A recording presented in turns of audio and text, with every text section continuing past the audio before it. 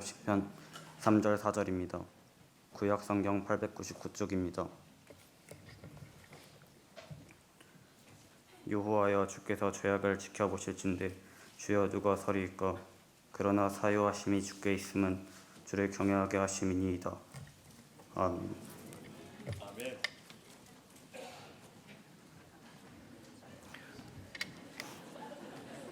예, 우리 성경 봉독은 중등부 최평안 친구가 했고요. 또 봉헌은 유원이 유이 가정에 아빠 송영석, 엄마 류지정 집사님 가정이 했고요. 또 대표기도 초등부의 윤주현 어린이가 했습니다. 또 광고도 잘 했고요. 우리 옆에 앉아 있는 우리 자녀들, 또 여러 우리의 자녀들 위해서 큰 박수 축복에 격려하겠습니다.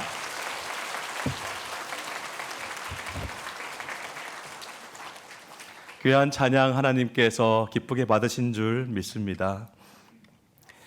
우리 주님께서 부활하셨습니다. 할렐루야. 죽음의 권세를 깨뜨리시고 다시 사신 우리 주 예수 그리스도의 생명이 여러분에게 늘 새 생명 부어주시기를 주의 이름으로 축원합니다. 지난 한 주간 새겹줄 기도회의 은혜 베푸신 하나님께 감사드립니다. 우리 모두 회개를 사랑하시게 되는 만큼 하나님을 더 많이 사랑하게 되기를 바랍니다. 오늘은 이번 기도회 시리즈 마지막 말씀으로 우리가 참된 회개를 하면 어떤 변화를 경험하게 되는가 하는 주제를 다루도록 하겠습니다. 우리가 어제 무슨 얘기를 했냐 하면 참된 회개는 이웃을 향한다, 하나님께 회개하면 이웃을 사랑하게 된다 얘기까지 했습니다. 정말 회개한 사람은 이웃에게 잘못했을 때 그것이 먼저 하나님께도 잘못한 것이기 때문에 하나님께도 회개하고 그 다음 잘못한 당사자 이웃에게도 회개를 합니다. 가만히 생각해 보면은 참으로 회개하는 사람은 자기 부인을 참 잘하는 사람입니다. 예수님께서 이렇게 말씀하셨죠. 누구든지 나를 따라오려거든 자기를 부인하고 자기 십자가를 지고 나를 따를 것이니라. 여러분, 옆에 있는 사람에게, 이웃에게 자기 자신을 오픈하고 내가 잘못했다고 말한다는 것은 자기 자아를 아주 많이 죽이는 행동입니다. 그래서 사실 회개라는 과정은 평생에 걸쳐 자기를 죽이는 과정이기도 합니다. 회개가 잘 되는 사람들은 보통 담대함이나 기계, 신앙의 어떤 용기 이런 게 없는 것은 아니지만은 자아를 많이 주장하지는 않는 사람처럼 보이는 경우가 많아요. 자기 주장이 세지 않을 때가 많아요. 이게 아주 자연스러운 회개하는 삶의 결과입니다. 자아가 많이 죽어 있어요.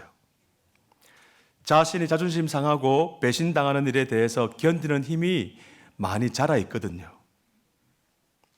그런 일을 겪었다고 해서 남을 그렇게 미워하지도 않게 됩니다. 이게 예수님 닮아가는 삶인 것 같아요. 이런 사람들이 세상에 좀 더 많아진다면 믿지 않는 사람들도 교회를 바라보며 우리 그리스도인들을 바라보면서 하나님 믿으면 저렇게 되는 거구나. 하나님이 저런 분이시겠구나. 그렇게 생각하게 될 겁니다. 반면 자아가 죽지 않은 사람은 자기 부인을 잘 못합니다. 자기가 잘못한 것에 대해서는 변명은 잘하죠. 정당화 잘합니다. 반면에 남이 지은 죄에 대해서는 심하게 화를 내죠. 교회에서도 종종 저 사람 때문에 내 영혼에 상처를 입었다. 내가 저 친구 때문에 교회 나오기 싫다. 그러면서 하나님과의 관계까지 종종 틀어지는 경우를 봅니다. 이건 자아가 자기 자신이 아직 죽지 않은 겁니다. 우리는 이번 새겹줄 기도회를 루터의 말을 인용하면서 시작했습니다. 다 같이 한번 읽어볼까요? 우리 주 예수 그리스도께서 회개하려 하셨을 때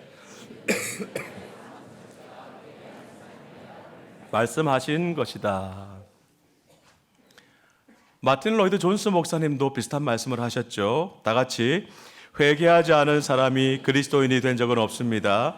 당신의 삶에 회개의 특징이 나타나지 않는다면 그리스도인이라는 이름표를 떼어버리는 것이 낫습니다. 여러분, 참된 그리스도인의 삶의 가장 중요한 특징 가운데 하나는 회개라고 말씀드렸습니다. 회개 기도가 아니라 회개하는 삶입니다.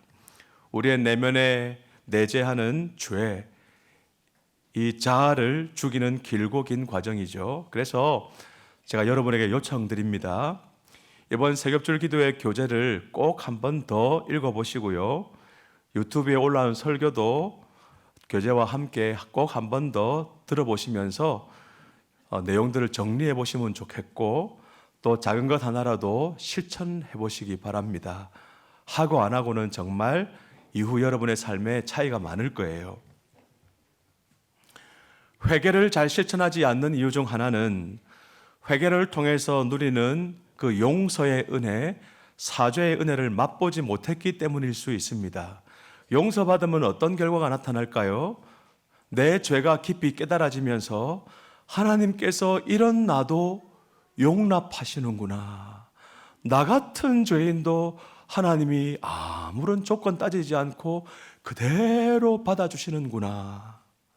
이런 용서받는다는 감정을 주관적으로 실제적으로 경험하게 됩니다. 여러분, 용서는 일종의 경험입니다. 지식이 아니라 경험입니다. 그래서 오늘 본문 말씀 3절 4절을 같이 한 번 더 읽겠습니다. 여호와여, 주께서 죄악을 지켜보실진대 주여 누가 서리이까? 그러나 사요하심이 주께 있음은 주를 경외하게 하심이니이다. 여러분, 우리가 죄를 지었어요. 그러면 그 죄로 인해서 우리는 무엇을 잃어버리게 됩니까? 하나님을 잃어버리게 돼요. 우리는 보통 지갑을 잃어버리거나 몸이 자꾸 아프고 그러면 내가 무슨 죄를 지어서 이런 어려움이 있나 생각하죠. 물론 그게 자기를 돌아보는 계기가 되니까 나쁜 것만은 아닙니다. 하지만 정작 우리가 생각해야 될 것은 우리가 죄를 지었는데 회개하지 않고 그 상태가 오래 지속되면은 하나님을 잃어버리게 되는 거예요. 말씀이 들리지 않고 기도가 막히고 예배가 지루해집니다. 함께 예배드리는 사람들 대부분이 거의 예배를 지루해하고 자고 있고 그러면 100% 목사 책임이죠. 설교하는 사람 책임이죠. 그런데 여기저기서 은혜를 받고 눈물을 흘리고 기도를 쏟아내는데 혼자서만 모든 것이 막혀 있다면, 그리고 그것이 매주 매년 반복되고 있다면 아마도 하나님을 거의 잃어버린 상태가 아닌가 싶어요. 그럴 때는 정신을 바짝 차리셔야 합니다. 내가 하나님 앞에서 무슨 잘못을 저질렀을까? 내가 사람들에게는 또 무슨 잘못을 지었나 깊이 생각해 보아야 합니다. 창세기 3장 9절 다 같이 읽겠습니다. 여호와 하나님이 아담을 부르시며 그에게 이르시되 네가 어디 있느냐? 네가 어디 있느냐? 아담의 GPS 위치를 몰라서 물으신 게 아니죠. 너와 나 사이가 왜 이렇게 멀어졌느냐? 그 말이죠. 하나님이 거리감을 느끼시는 거죠, 우리한테. 오늘 시편 130편 본문 위에 1절을 보시면 여호와여, 내가 깊은 곳에서 주께 부르짖었나이다. 주여, 내 소리를 들으시며 나의 부르짖는 소리에 귀를 기울이소서. 이 시편 저자는 내가 깊은 곳에서 주께 부르짖었나이다 이렇게 토로하거든요. 여기서 깊은 곳이란 신자가 죄를 짓고 하나님의 교제와 그 하나님의 사랑에 대한 확신을 잃어버린 상태를 의미합니다. 유명한 청교도 신학자 존 오웬 목사님은 이 시편 130편 1절에 내가 깊은 곳에서 주께 부르짖나이다 이 말씀을 설명을 하면서 하나님께로부터 완전히 버림받았다는 그 공포, 하나님이 나를 버리신 것 같다라는 그 두려움, 이걸 지금 시편 기자가 노래하고 있는 것이다 이렇게 설교했어요. 여러분, 하나님께 사랑받는다는 확신이 깨지면 교회는 나와도 형식적이 됩니다. 예배를 드려도 마음이 딱딱하게 굳어집니다. 예배가 재미가 없고 설교가 정말 지루하고 재미가 없어집니다.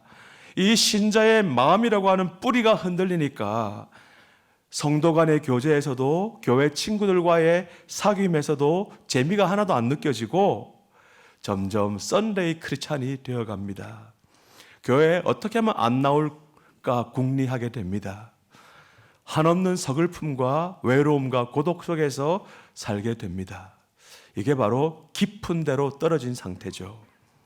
죄로 인해서 하나님과 너무 멀어져 버리는 겁니다. 그런데 여러분, 시편 32편의 3절, 4절을 세 번역으로 다 같이 읽겠습니다. 내가 입을 다물고 죄를 고백하지 않았을 때에는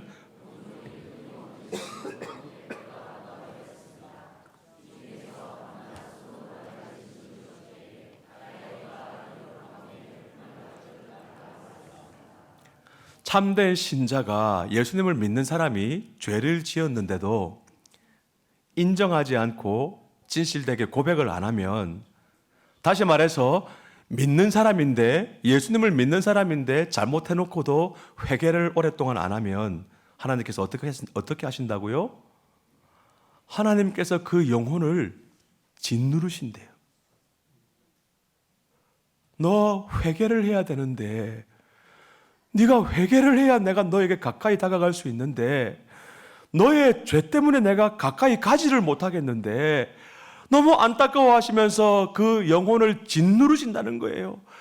회개가 기름집에서 기름 짜내듯이 회개 기도 한마디를 짜내시려고 짓누르신다는 거예요.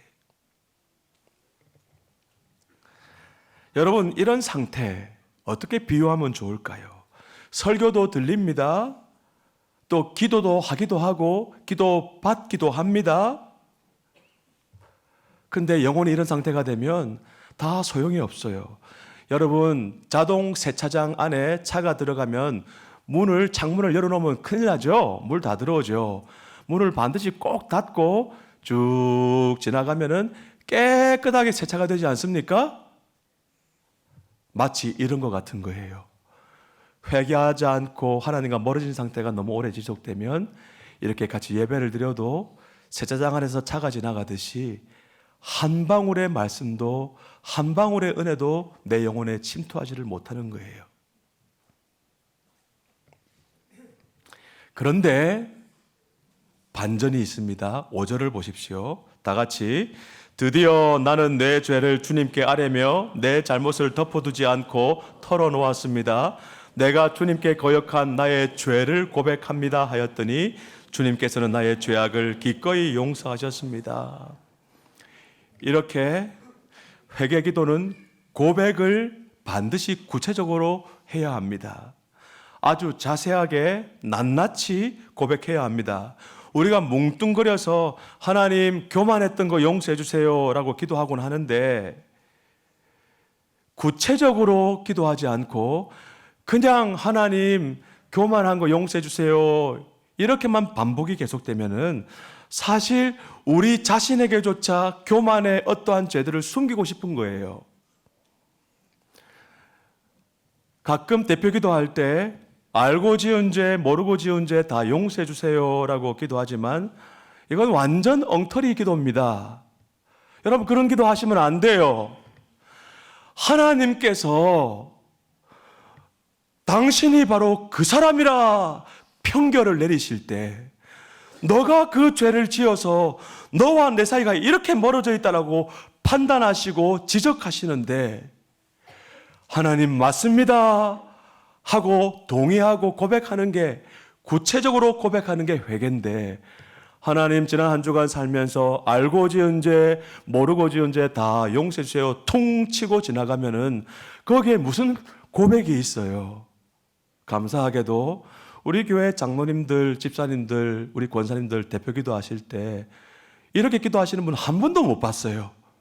우리 교회 기도하시는 분들은 다 잘 기도하고 계십니다. 여러분, 지금 이 시편 기자가 보여주는 고백은 자기 자신을 하나님 앞에서 정직하게 직면하는 과정입니다. 그래서 사랑하는 우리 성도 여러분, 우리 자녀들 여러분, 아무도 보는 사람 없는 골방에서 혼자 하는 기도가 반드시 있어야 합니다. 혼자서 간절하게 회개하는 그런 실제적인 죄의 고백, 이거 있어야 됩니다. 여러 사람들이 있는 곳에서 또 이렇게 예배 드릴 때 구체적으로 간절하게 낱낱이 고백하기는 참 어렵거든요. 매일 정직하게 하나님 앞에 나아가십시다. 매일 정직하게 고백하십시다. 밤에 자기 전에 2, 3분이라도 하루를 돌아보면서 하나님, 제가 부모님께 혹시 잘못한 건 없나요? 오늘 직장에서 함부로 말을 한 것은 없나요? 오늘 살아오면서 누군가에게 상처를 입히는 말은 하지 않았나요? 하나님, 제가 오늘 학원에서 친구를 미워했던 것 같은데 용서해 주세요. 이렇게 구체적으로 하나님 앞에 더 가까이 나아가셔서 하나님께 은혜를 받는 여러분들 되시기를 바랍니다. 가끔 이렇게 돌아보면요, 하나님, 제가 잘못했어요 하는데 갑자기 그 인간이 떠오릅니다. 하나님, 나도 잘못하긴 했지만 그 사람이 훨씬 더 잘못했는데 나만 이렇게 회개하는 게 억울합니다 하는 감정이 올라올 때가 있죠. 그거는 그 사람하고 하나님과의 관계니까 그것까지 너무 주장하지 마시고 자기와 하나님과의 관계를 매일마다 돌아보는 거죠. 자, 이렇게 진실한 고백이 회복될 때, 다시 말해서 우리가 지난 엿새 동안 배우고 익혔던 참된 회개를 회복하게 될 때 우리의 삶에 어떤 변화가 일어날까요? 5가지를 정리해 보겠습니다. 첫째, 타이틀을 다 같이 읽겠습니다. 실제로 아니요, 잠깐만요. 참된 회개가 이루어지면은 이렇게 첫 번째로는 실제로 죄 사함을 받아요. 이제 같이 말씀 읽어보겠습니다. 드디어 나는 내 죄를 주님께 아뢰며 내 잘못을 덮어두지 않고 털어놓았습니다. 내가 주님께 거역한 나의 죄를 고백합니다 하였더니 주님께서는 나의 죄악을 기꺼이 용서하셨습니다. 죄를 감추지 않고 숨기지 않고 솔직하게 고백했더니 하나님께서 다 덮어주셨다는 거예요. 아까 3절, 4절이 얼마나 무서운 말씀이었어요. 그런데 5절에 이런 반전이 일어나요. 우리는 겨우겨우 우리 자존심 상해가지고 하나님 앞에서도 내 자존심 지키느라고 막 이렇게 기다리다가 마지막에 겨우겨우 억지로 회개하는 것 같은, 하나님 용서해 주세요, 이런 기도도 하나님이 들으시자마자 우리가 하나님께 고개를 돌리는 척하는 그 순간에 바로 하나님께서 우리에게 사죄의 은혜를 베풀어 주신다는 거예요. 얼마나 감사합니까? 두 번째, 우리가 참된 회개를 하면 다 같이 기도와 간구가 회복됩니다. 이사야 선지자가 이스라엘 백성들에게 너희들이 아무리 기도해도 하나님께서 들어주시지 않는 것은 너희들의 죄가 하나님과 너희 사이를 갈라놓았기 때문이다 지적하는 거죠. 다 같이 읽겠습니다. 오직 너희 죄악이 너희와 너희 하나님 사이를 갈라놓았고 너희 죄가 그의 얼굴을 가리어서 너희에게서 듣지 않으시게 함이니라. 죄가 하나님과 우리 사이를 갈라놓아서 기도를 막았죠. 그런데 진실하게 회개하면 이 막혔던 게 뻥 하고 뚫리는 거예요. 죄를 지어서 막혔으니까 참된 회개를 하면 그 이전의 상태로 돌아가겠죠. 막히기 이전의 상태로 돌아가니까 뻥 뚫리게 되는 거죠. 그래서 이렇게 꽉 막혀가지고 흘러오지 않던 것들이 회개하면은 뻥 뚫려가지고 하나님의 은혜와 생명과 하나님의 그 좋은 축복들이 콸콸콸콸콸콸 우리의 영혼 속으로 흘러 들어오는 거예요. 그래서 우리의 기도가 회복되고 우리의 간구가 회복되고 우리의 사랑이 회복되고 기도가 즐거워지는 거고 예배가 즐거워지는 거죠. 세 번째, 다 같이 말씀을 듣는 귀가 열립니다. 죄에 빠져 있으면 설교가 잘 안 들립니다. 왜 저렇게 어렵게 말씀하실까? 왜 저렇게 설교를 길게 복잡하게 할까? 한마디만 하면 될 거를 10마디나 하고 계신가? 뭐 이렇게 치부할 때도 있죠. 하지만요, 설교자도 꼭 필요한 말씀만을 전하도록 노력해야 되겠지만은 참된 회개를 통해서 그 마음이 다시 생기를 얻게 된 사람은 말씀을 대할 때 날카로운 수술용 칼처럼 여깁니다. 무딘 칼로는 종이 하나 제대로 벨 수 없죠.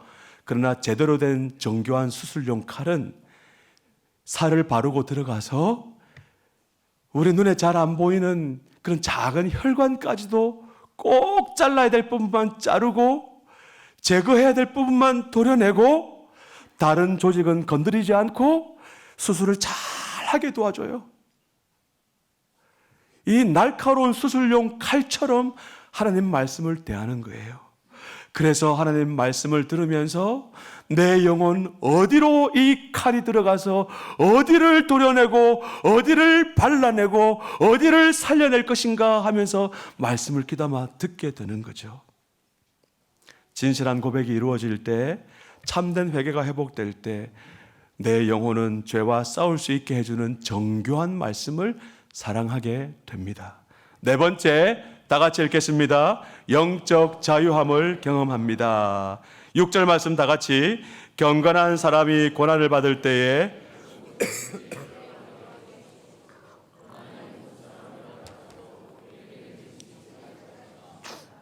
고난은 우리를 어둡게 만들고 고난은 우리를 억압하죠. 고난을 겪게 되면 우리는 자유를 잃게 되는 것 같아요. 그런데 하나님께 회개함으로, 회개를 사랑하게 되므로 하나님을 사랑하고 있는 사람은 고난을 오히려 하나님을 경험하는 기회로 많이 삼게 됩니다. 그래서 오히려 자유를 누리게 됩니다. 인생에 어떤 고난이 몰려와도 하나님을 놓치지 않는다면, 하나님만 바라볼 수 있다면 그 고난이 그를 묶어두지 못합니다. 하나님으로부터 멀어지게 하지 못합니다. 어떤 상황 속에서도 진리가 우리를 자유케 하는 놀라운 비밀을 맛볼 수 있다는 거죠. 우리 교회 이미숙 성도님께서 지금 다른 이미숙 성도님도 계신데, 이미숙 이 성도님께서 열흘 전에 천국으로 가셔서 장례를 치렀습니다. 성도님은 여러분 대부분 잘 모르시는 새가족이신데 34살 되던 때에 어린 두 아들을 남겨두고 남편이 출근길에 교통사고로 돌아가셨습니다. 그래서 혼자서 이 어린 두 아들을 키우면서 고생을 참 많이 하셨는데 교회는 나오지 않으셨어요. 그러다가 유방암 4기 진단을 받고 암투병 중에 전도를 받고 우리 교회 다니시는 집사님 동생의 전도를 받고 향상교회에 처음 나오신 것이 2023년도입니다. 지난 3년 가까운 기간 동안에 발반사 식구들 그리고 목장 식구들의 사랑을 참 많이 받으셨고 또 많이 사랑해 주셨습니다. 예수님 모임에 영접 모임에 와서 예수님 영접하셨고 작년 2월에 세례도 받으셨고 이 자리에서 간증하셨습니다. 그 후에 항암 중에도 참 밝게 잘 지내셨는데 올해 초에 갑자기 몸이 안 좋아지시면서 결국 하나님 품으로 가셨습니다. 성도님이 샘물 호스피스에 계실 때 제가 가서 임종 예배를 인도하면서 마지막 인사를 드렸습니다. 믿지 않는 두 아들이 엄마 곁을 지키며 예배를 드리는데 참 많이 울었습니다. 근데 우리 성도님, 이미수 성도님의 마지막 소원이 뭐였는 줄 아십니까? 동생이 언니 마지막 소원이 뭐야? 내가 다 들어줄게. 그렇게 했는데 이 언니께서 두 가지를 말씀하셨어요. 예쁜 꽃을 가꾸고 싶다 이렇게 말씀하셨고 두 번째 소원이 뭐였냐 하니까요. 예배 드리고 싶다 였어요. 예배당에 가서 너랑 함께 성도들과 함께 예배 드리고 싶다. 몸이 힘드셔서 말씀은 다 못하셨지만은 우리 이미숙 성도님은 두 아들에게 분명히 이렇게 말씀하시는 것 같았습니다. 엄마 먼저 천국 간다. 그동안 아빠 품이 그리웠을 텐데 이렇게 잘 자라주어서 우리 아들들 잘 고맙다. 너희들도 엄마처럼 예수님 잘 믿고 교회 잘 다니다가 이 다음에 천국에서 꼭 다시 만나자. 우리 이미숙 성도님이 엄마로서 두 아들에게 보여준 마지막 모습은 죽음 앞에서의 두려움이나 불안이 아니었죠. 그것은 죽음이라는 인생 최고의 고난 앞에서도 주님 품 안에 있는 자만이 누릴 수 있는 자유함이었습니다. 저는 기도합니다. 우리 함께 기도하면 좋겠습니다. 부디 두 아들이 엄마의 이 마지막 모습을 기억하면서 예수님을 믿게 되고 교회 나오게 되고 엄마처럼 영적 자유함을 얻게 되기를, 그리고 저와 여러분도 우리의 마지막 순간에 영적인 자유함을 고백하면서 우리 자녀들에게, 우리 가족들에게, 우리 성도들에게, 지인들에게 내가 주님을 최고로 사랑하는 이 순간에 나는 주님 품으로 간다, 믿음의 유산을 남겨주실 수 있는 귀하신 성도님들 되시기를 주의 이름으로 축원합니다.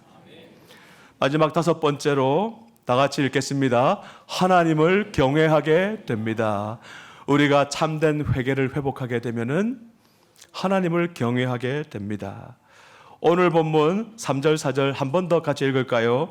여호와여 주께서 죄악을 지켜보실진대 주여 누가 서리이까?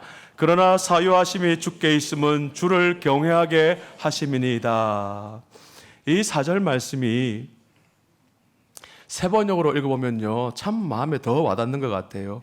용서는 주님만이 하실 수 있는 것이므로 우리가 주님만을 경외합니다.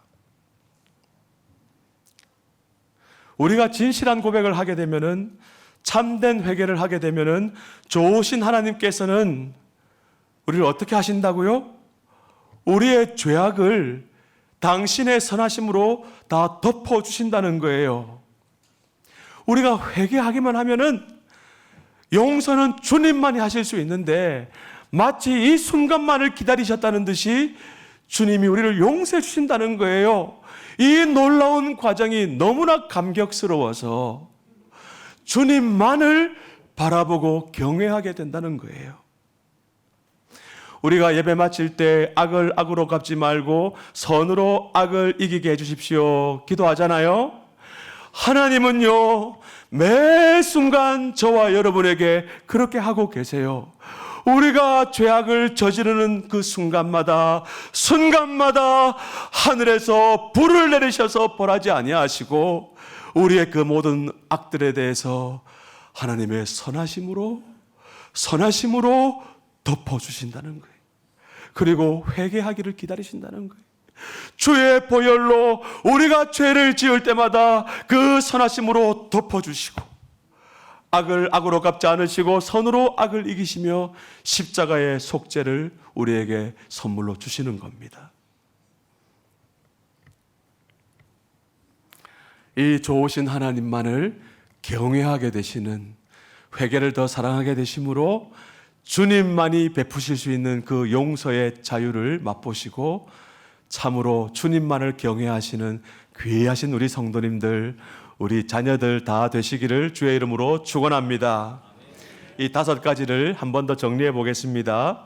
참된 회개를 하면은 우리가 경험하게 되는 다섯 가지 변화.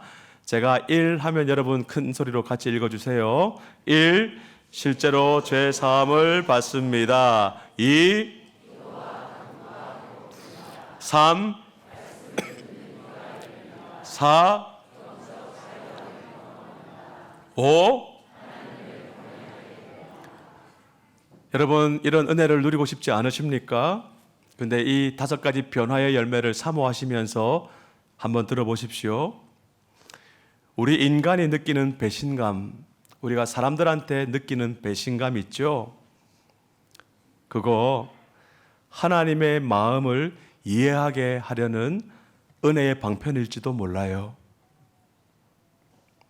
우리가 사람에게 상처받았을 때 그 느끼는 그 감정이 오히려 하나님의 은혜를 이해하는 통로일 수가 있어요.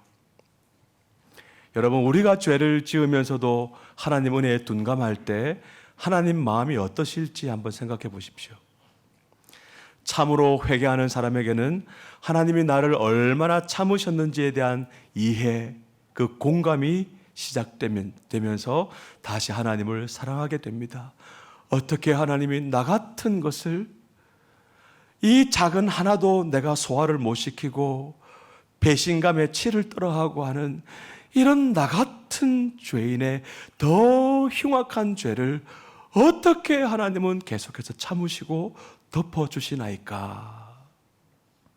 그러면서 하나님을 더 사랑하게 됩니다.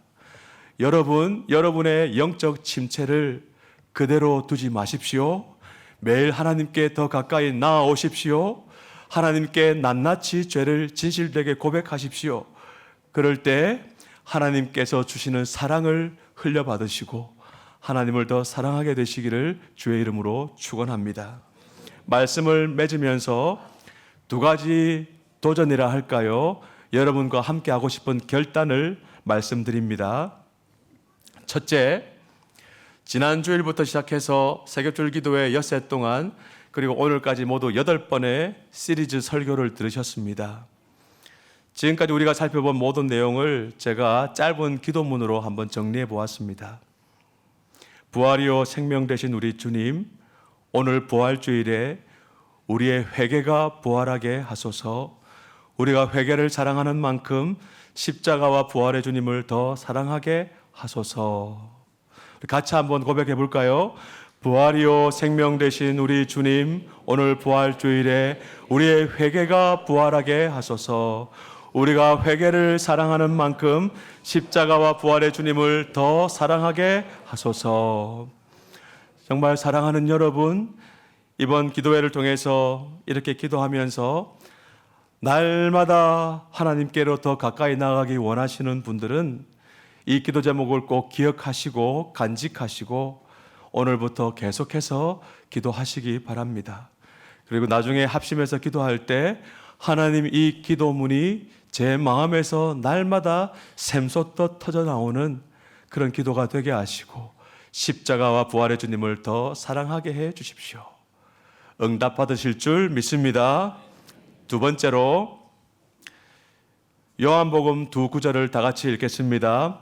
영접하는 자 곧 그 이름을 믿는 자들에게는 하나님의 자녀가 되는 권세를 주셨으니 내가 진실로 진실로 너희에게 이르노니 내 말을 듣고 또 나 보내신 이를 믿는 자는 영생을 얻었고 심판에 이르지 아니하나니 사망에서 생명으로 옮겼느니라. 아멘. 사랑하는 여러분, 우리가 회개한다고 죄 사함 받는 거 아니죠? 회개는 우리 죄를 쓱싹쓱싹 지우는 지우개가 아니라 그랬죠. 우리가 착하고 바르게 산다고, 잘 산다고 죄가 지워지는 것 아닙니다. 우리의 모든 죄는 2000년 전에 우리 주 예수 그리스도께서 십자가에서 이루신 속죄로 인해서 이미 다 사면받았습니다. 동의하시면 아멘. 우리의 과거의 모든 죄, 우리가 지금 짓고 있는 죄, 우리의 앞으로 지을 죄도 이미 십자가에서 우리 주 예수 그리스도께서 다 용서해 주셨습니다. 그래서 누구든지 예수님을 영접하면 구원받아 하나님의 자녀가 됩니다. 예수님을 나의 구주와 주님으로 영접하기만 하면은 죽음을 이기시고 부활하신 우리 주님께서 주시는 영원한 생명을 얻습니다. 오늘 부활주일에 무엇보다도 우리가 기억해야 될 것은 바로 이 믿음인 줄 믿습니다. 이 시간 여러분 가운데 아직 예수님을 영접하지 못한 분이 계시면, 아직 예수님을 믿지 않고 있는 우리 자녀들이 이 자리에 있으면 이 기도를 여러분 마음속에 정말 새기시고 나중에 헌신하면서 그렇게 기도하시기 바랍니다. 예수님, 십자가에서 이루신 속죄의 은혜로 저를 구원해 주셔서 감사합니다. 이제 제 마음의 문을 열고 예수님을 영접합니다. 이 시간 저의 마음속에 들어오셔서 저의 구주와 주님이 되어주시고 영원히 떠나지 마시고 동행하여 주십시오.